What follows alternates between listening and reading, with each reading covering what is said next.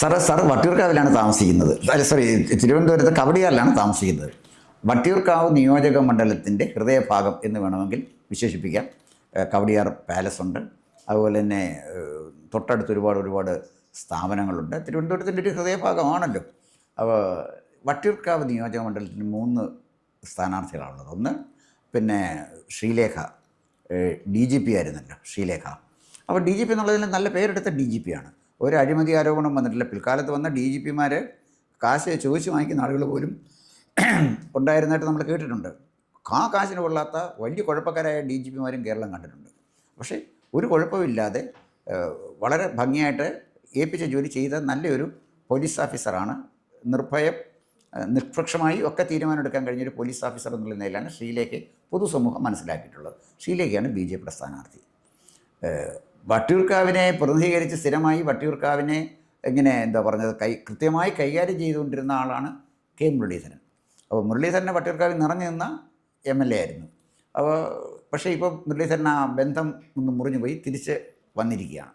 പഴയ സ്വാധീനം മുരളീധരൻ ഉണ്ടോ എന്നറിഞ്ഞുകൂടാ. എങ്കിൽ പോലും മുരളീധരൻ കേരളത്തിലെ കോൺഗ്രസ് നേതാക്കന്മാരിൽ പ്രബലനായും ശക്തനായുമായ ഒരു നേതാവാണ് K. മുരളീധരൻ. നമുക്കത് തള്ളിക്കളയാൻ പറ്റില്ല. പിന്നെ കരുണാകരൻ്റെ മകനല്ലേ. അപ്പോൾ അതുകൊണ്ട് അതിൻ്റെ ഒരു പെഡിഗ്രി തന്നെ ഒരു എലിമെൻ്റ് ഉണ്ടല്ലോ, നേതാവിൻ്റെ എലിമെൻ്റ് അദ്ദേഹത്തിൻ്റെ ബ്ലഡിലുണ്ടല്ലോ. അപ്പോൾ അതാണ് മുരളീധരൻ. മുരളീധരൻ ഒരു ബോൺ പൊളിറ്റിക്കൽ ലീഡറാണ്. പിന്നെ PS പ്രശാന്താണ്. പ്രശാന്തിന് കൈമുതലായിട്ടുള്ളത് അദ്ദേഹം കോർപ്പറേഷൻ മേയർ എന്നുള്ള നിലയിൽ നന്നായിട്ട് പേരെടുത്ത ഒരാളാണ്. അപ്പം 3 പേരും 3 മേഖലകളിൽ അവരുടെ കഴിവ് തെളിയിച്ച ആളാണ്. ഒരാൾ ബോൺ പൊളിറ്റിക്കൽ ലീഡറാണെങ്കിൽ മറ്റൊരു നല്ല പോലീസ് ഓഫീസറാണ്, ഇപ്പുറത്ത് നല്ലൊരു മേയറുമാണ്. ഈ ഫൈറ്റ് സാർ എങ്ങനെയാണ് ഈ ഒരു മത്സരത്തിനെ കാണുന്നത്? തിരുവനന്തപുരത്ത് ഏറ്റവും വാശിയേറിയ ഒരു ത്രികോണ മത്സരം നടക്കുന്ന നിയോജക മണ്ഡലമാണ് വട്ടിയൂർക്കാവ്. ആ വട്ടിയൂർക്കാവിലെ നിയോജക മണ്ഡലത്തിലെ 2 സ്ഥാനാർത്ഥികൾക്ക്, അതായത് പ്രശാന്തിനും മുരളീധരനും, ആ നിയോജക മണ്ഡലത്തിൻ്റെ താഴത്തെ അറ്റം തൊട്ട് മുകളത്തെ അറ്റം വരെ കൃത്യമായിട്ടറിയാം.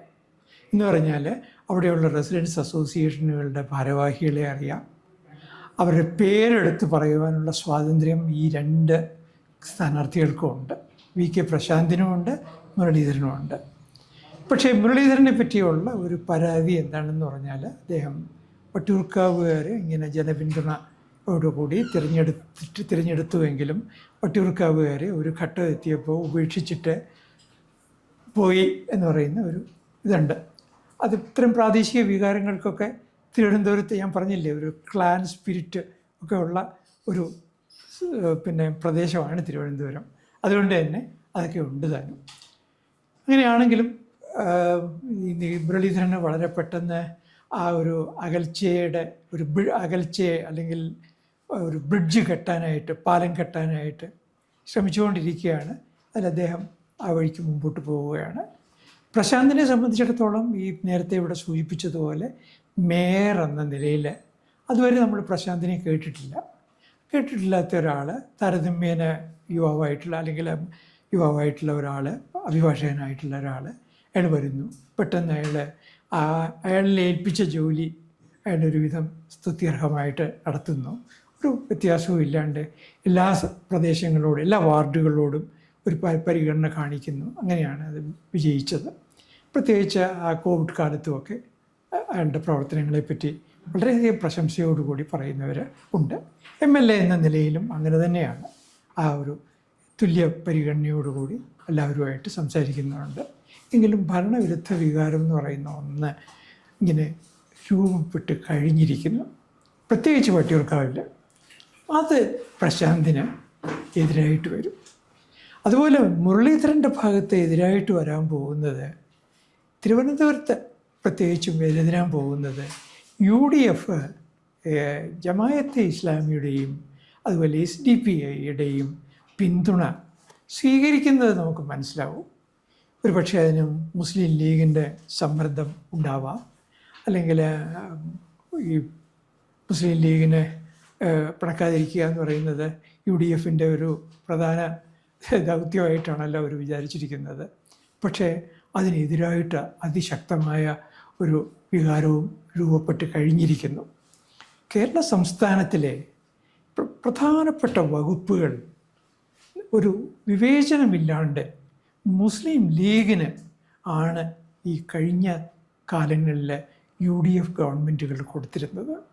വർഷങ്ങളായിട്ട് UDF എപ്പോൾ അധികാരത്തിൽ വന്നാലും വിദ്യാഭ്യാസം എന്ന് പറയുന്ന പോർട്ട്ഫോളിയോ ആരാണ് വഹിക്കുന്നത് എന്നുള്ളത് ഒരു സംശയവും ആർക്കുമില്ല.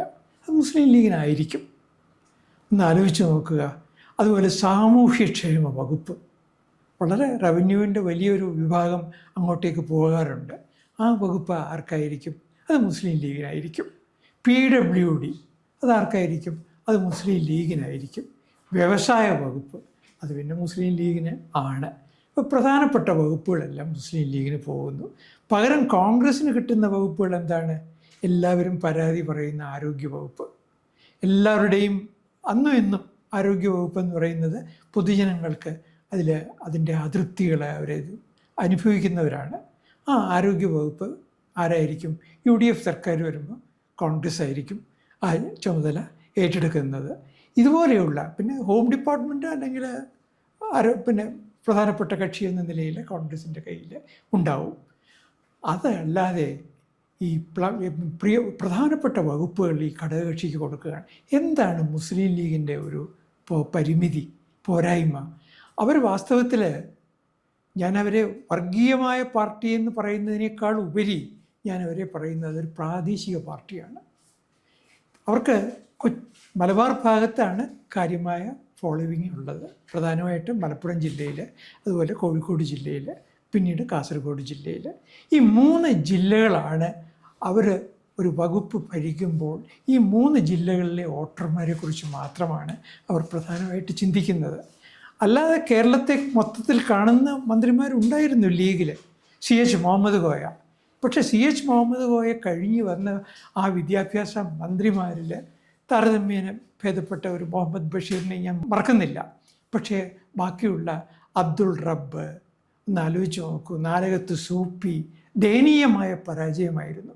ഈ പരാജയങ്ങളെല്ലാം വില കൊടുക്കേണ്ടി വന്നത് കോൺഗ്രസ്സിനാണ്. ഞാൻ പറഞ്ഞു വരുന്നത് വട്ടിയൂർക്കാവിനെ പറ്റി പറഞ്ഞപ്പോൾ ഞാനൊരല്പ ശാഖാചംക്രമണം നടത്തിയെന്ന് മാത്രമേ ഉള്ളൂ. ഈ ഒരു വികാരം വട്ടിയൂർക്കാവിൽ പ്രതിഫലിച്ചേക്കാം. അതായത് ഞാൻ കുറച്ചുകൂടി കൃത്യമായി പറഞ്ഞാൽ വട്ടിയൂർക്കാവിലെ വോട്ടർമാരിൽ നായർ, ഈഴവ വിഭാഗങ്ങൾ അവിടെ രണ്ടുപേരും കൂടി ചേരുമ്പോൾ അതൊരു ശക്തിയാണ് അവിടെ.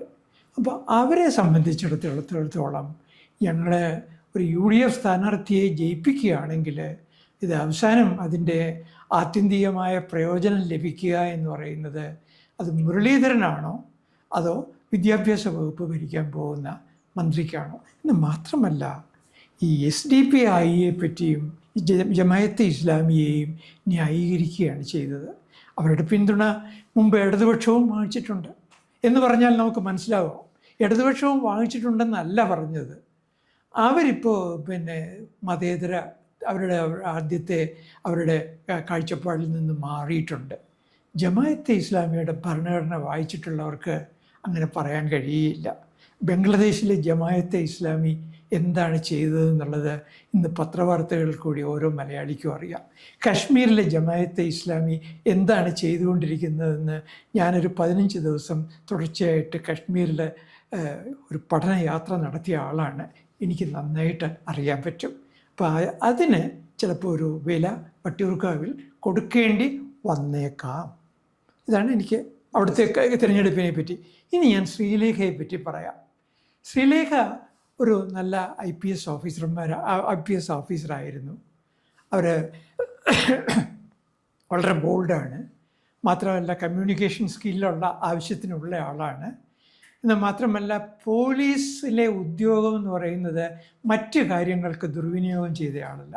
നമുക്കറിയാം വ്യവസായ സാമ്രാജ്യം തന്നെ പോലീസ് DGP ആയിരുന്നിട്ട് ഉണ്ടാക്കിയ ആളുകളുണ്ട്. അങ്ങനെയൊന്നും പോയിട്ടുള്ള ഒരാളല്ല ശ്രീലേഖ. പക്ഷേ അടുത്ത കാലത്തായിട്ട് ശ്രീലേഖയുടെ ചില സ്റ്റേറ്റ്മെൻറ്റ്സ് മണ്ടത്തരങ്ങളായിരുന്നു.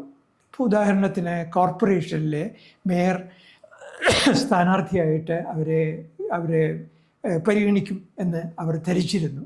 പക്ഷേ തിരുവനന്തപുരത്തെ ഒരു പ്രത്യേക സാഹചര്യത്തിൽ വേണ്ടത്ര ഭൂരിപക്ഷം കിട്ടാതെ വന്നതുകൊണ്ട് അവർക്ക് പകരം മറ്റൊരാളിനെ മേയർ സ്ഥാനാർത്ഥിയായിട്ട് പരിഗണിക്കേണ്ടതായിട്ട് വന്നു. അപ്പോൾ അവർ നടത്തിയ നിരുത്തരവാദപരമായ പ്രസ്താവനകൾ, എന്ന് മാത്രമല്ല കൗൺസിലർമാരെല്ലാവരും അവരുടെ പ്രധാനമന്ത്രിയെ കാണാനായിട്ട് ഡൽഹി പോയപ്പോൾ ഒരു ന്യായം പറഞ്ഞിട്ട്, ഒരു മണ്ടൻ ന്യായം പറഞ്ഞുകൊണ്ടാണ് ശ്രീലേഖ പോകാതിരുന്നത്. ഈ BJP-ക്കാരുടെ ഇടയിൽ അസംതൃപ്തി ഉണ്ടാക്കിയിട്ടുണ്ട്. പക്ഷേ ഈ അസംതൃപ്തിയെല്ലാം ഈ വരും ദിവസങ്ങളിൽ, അതായത് ഇലക്ഷൻ അടുത്ത് വരുന്നതോടുകൂടി RSSൻ്റെ ഇടപെടൽ ശക്തമായിട്ടും അതിൻ്റെ ഗ്രാസ് റൂട്ട് ലെവലിൽ നടന്നുകൊണ്ടിരിക്കുകയാണ്. അപ്പോൾ പഴയ കണക്കൊന്നും തീർക്കാനുള്ള സന്ദർഭമല്ല ഇത് ജീവൻ മരണ പോരാട്ടമാണ് എന്ന് പറഞ്ഞുകൊണ്ട് അവരുടെ പ്രവർത്തകർ വട്ടിയൂർക്കാവിൽ ഉടനീളം പ്രവർത്തിക്കുന്നുണ്ട്. ഇത് എത്ര കണ്ട് ഫലപ്രദമാകും എന്നുള്ളത് വരും ദിവസങ്ങളിൽ നമുക്ക് കാണാൻ സാധിക്കും. അപ്പോൾ സാർ വളരെ വിശദമായിട്ട് തന്നെ ഇതിനെക്കുറിച്ച് പറഞ്ഞു കഴിഞ്ഞു. നമ്പർ 1, അപ്പം ഷീലയെ സംബന്ധിച്ചിടത്തോളം സാർ പറഞ്ഞ പോലെ അത് ഇപ്പോഴും ഒരു പോലീസുകാരിയാണ് മനസ്സിൽ. അപ്പോൾ അത് മാറി ഒരു നല്ല സാമൂഹ്യ പ്രവർത്തകയാകി മാറിയെങ്കിൽ മാത്രമേ ഇനിയുള്ള ദിവസങ്ങളിലെങ്കിലും ജനങ്ങളിലേക്ക് ഇറങ്ങിച്ചെല്ലാൻ പറ്റുള്ളൂ. സാർ പറഞ്ഞതുപോലെ എല്ലാവരും പ്രധാനമന്ത്രിയെ കാണാൻ പോയപ്പോഴേ ഒരു കൗൺസിലർ മാത്രം എന്ത് കാരണം കൊണ്ടായാലും പോകാതിരുന്നത് അതൊരു പൊളിറ്റിക്കൽ ബ്ലണ്ടറാണ്. അതിനെക്കുറിച്ച് പറഞ്ഞിട്ട് കാര്യമില്ല. പക്ഷേ അങ്ങ് സൂചിപ്പിച്ച പോലെ അതൊക്കെ പരിഹരിക്കാനുള്ള ശ്രമം BJP നടക്കുമെങ്കിൽ നല്ലത്. എന്തായാലും ശരി, ശ്രീലേഖ ശക്തമായൊരു സാന്നിധ്യമായി നമ്മുടെ മണ്ഡലത്തിൽ വന്നു. ഈ പരിമിതികൾ ഒക്കെ ഉണ്ട്, അതിനെ മറികടക്കാൻ ശ്രീലേഖയ്ക്ക് കഴിയുമോ ഇല്ലയോ എന്നുള്ളതാണ് വരുന്ന ദിവസങ്ങളിൽ നമ്മൾ കാത്തിരിക്കുന്ന ഒരു പ്രധാനപ്പെട്ട പ്രശ്നം. പിന്നെ സാർ മുരളീധരനെക്കുറിച്ച് പറഞ്ഞു. മുരളീധരനെ മണ്ഡലത്തിൽ നിന്ന് കുറച്ചു കാലത്തേക്ക് അകന്ന് നിന്നു എന്നുള്ളതിനേക്കാൾ കൂടുതൽ ഏറ്റവും അധികം ഉദ്യോഗസ്ഥന്മാരുള്ള ഒരു മണ്ഡലമാണ് വട്ടിയൂർക്കാവ്. അതുപോലെ തന്നെ വട്ടിയൂർക്കാവിൽ ക്രൈസ്തവരുടെ നല്ലൊരു സാന്നിധ്യമുണ്ട് ഈ നിയോജക മണ്ഡലത്തിൽ. അങ്ങനെ വരുമ്പോഴേ ഈ മുരളീധരൻ്റെ പാർട്ടി, അതായത് കോൺഗ്രസ് ജമാഅത്തെ ഇസ്ലാമിയുമായി കൂട്ടുകൂടിയത് മതേതരത്വത്തെ വിശ്വസിക്കുന്ന സമാധാന ജീവിതം ആഗ്രഹിക്കുന്ന എല്ലാ ആളുകളെയും മുറിപ്പെടുത്തുന്ന കാര്യമാണ്. അത് ഒരു പടി കൂടെ കടന്ന് അവരെ ന്യായീകരിക്കാൻ പോവുകയും ചെയ്തു. ഇടതുപക്ഷമൊന്നും ഒരിക്കലും അവരെ ന്യായീകരിക്കാൻ പോയില്ല. അവരുടെ വോട്ട് സ്വീകരിക്കും എന്നൊക്കെ ഉള്ളത് അതൊക്കെ ഒരു അടവ് നയത്തിൻ്റെ ഭാഗമായിരുന്നു. കോൺഗ്രസ് അങ്ങനെയല്ല ചെയ്യുന്നത്. അതുപോലെ തന്നെ ജമാഅത്തെ ഇസ്ലാമിയോ SDPI ഒന്നും CPM-നെയൊക്കെ അങ്ങനെ സ്വാധീനിക്കാനൊക്കത്തില്ല. പക്ഷേ കോൺഗ്രസിനെ വരെ നിർത്താൻ പറ്റും. സാർ പറഞ്ഞ പോലെ ഇങ്ങനെ വരുമ്പോൾ ഈ ഒരു ഗവൺമെൻറ് വന്നാൽ ഇങ്ങനെ വരുമോ, അവിടെ മുരളീധരനാണോ ജയിക്കുന്നത്, ജമാഅത്തെ ഇസ്ലാമിയാണോ ജയിക്കുന്നത് എന്ന ആശങ്കയുള്ള ആളുകളുണ്ട് എന്ന് അങ്ങ് സൂചിപ്പിച്ചത് വളരെ പ്രധാനപ്പെട്ട ഒരു കാര്യമാണ്. പലരും അത് സൂചിപ്പിക്കാതെ വിട്ടുപോയ ഒരു കാര്യമാണ്. പിന്നെ PS പ്രശാന്തിൻ്റെ കാര്യം സാർ പറഞ്ഞു. പ്രശാന്ത് നല്ല മേയറായിരുന്നു. പക്ഷേ അതിശക്തമായ ഒരു ഭരണവിരുദ്ധ വികാരത്തെ പണ്ടൊരു നല്ല മേയറായിരുന്നു എന്നുള്ള ഒറ്റ കാര്യം കൊണ്ട് മറികടക്കാൻ കഴിയുമോ എന്ന സംശയമുണ്ട്. പിന്നെ അദ്ദേഹത്തിൻ്റെ ഓഫീസ് വിവാദം അദ്ദേഹം കുറേ കൂടെ മാന്യമായി കൈകാര്യം ചെയ്തായിരുന്നെങ്കിൽ, തന്ത്രപൂർവ്വം കൈകാര്യം ചെയ്തായിരുന്നെങ്കിൽ അദ്ദേഹത്തിൻ്റെ ചീത്തപ്പേരില്ലാതെ പോകുമായിരുന്നു. അതിനകത്ത് ഇത്തിരി തെറ്റ് PS പ്രശാന്തിൻ്റെ ഒരു തന്ത്രപരമായൊരു പാളിച്ച, തെറ്റിനേക്കാൾ കൂടുതൽ പാളിച്ച പറ്റി എന്നാണ് എനിക്ക് തോന്നുന്നത്. അപ്പോൾ ഈ തെരഞ്ഞെടുപ്പ് സാർ പറഞ്ഞതുപോലെ വട്ടിയൂർക്കാവ് നെക്ക് ടു നെക്ക് ഫൈറ്റാണ്.